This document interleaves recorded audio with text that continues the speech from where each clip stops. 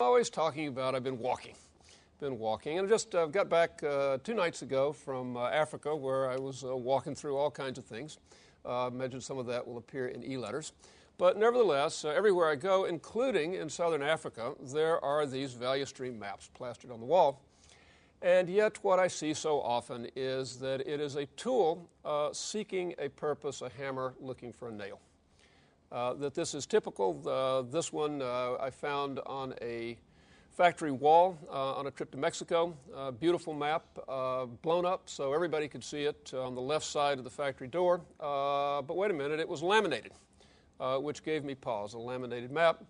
And I looked at that map and realized that there was no name on it, that no one was responsible, that there was no date on it, that there was no statement of what the business issue was that caused them to draw this map, and there was no indication of when they would create the future state shown here, in which we've done all of these wonderful things, including take out a few people. I don't know whether that's wonderful, but that's a thing that happened. So I ask, and I'm always trying to get to the point. Muda is, or politeness is Muda, so I said, gee, why did you draw this map? By the way, the corporate brass from the U.S. had come down in the jet with me, and we were standing with the poor plant manager. And so I said, who was responsible for this map? No answer. Why was this map drawn? No answer. When is this going to be finished? There are no dates on any of this. No answer. And finally said, well, why did you do this? And the answer was because corporate told us to draw maps. Okay, does that sound familiar? Corporate told us to draw maps because we're a very advanced, sophisticated company, and everybody's drawing maps, so we will draw maps. Wow. And I must say I felt responsible. Now, where that poor plant manager is, he just told the truth. I guess he's looking for another job. But we don't want to wind up there. By the way, here's an alternative. This is a little example of insurance claims. Same situation in which I walked in, and they had their map.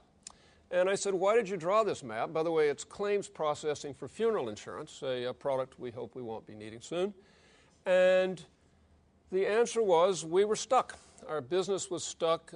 It is cheerfully, happily, a low-growth industry, the funeral insurance industry. Death rates are falling. The life expectancy is going up, even with all the problems we've got out there. And in a North American economy, which doesn't have a lot more people, what they had was a completely stagnant business.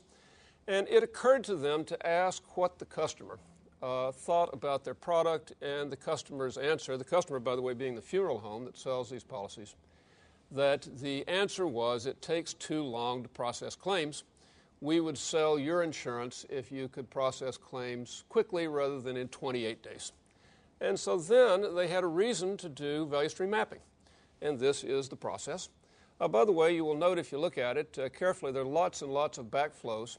And all that red stuff is actually managers talking to customers about how to resequence claims in the queue because important customers get their claims expedited and unimportant customers get theirs put on the bottom of the stack in a system that supposedly is pure FIFO.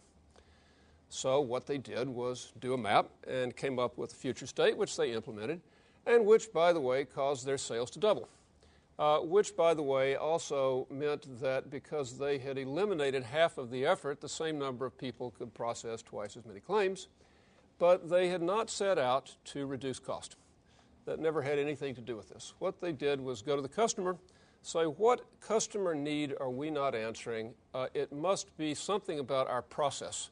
Now let's go look at our process. And, of course, the difference between these two companies is that the latter company had a management that was actually thinking about customer problems and working backwards through the process and trying to figure out how to redeploy the people, rather than that first organization that had a management that was telling people, here are your objectives as a manager. One of your objectives is to draw maps. Please draw maps. And the results, of course, quite different.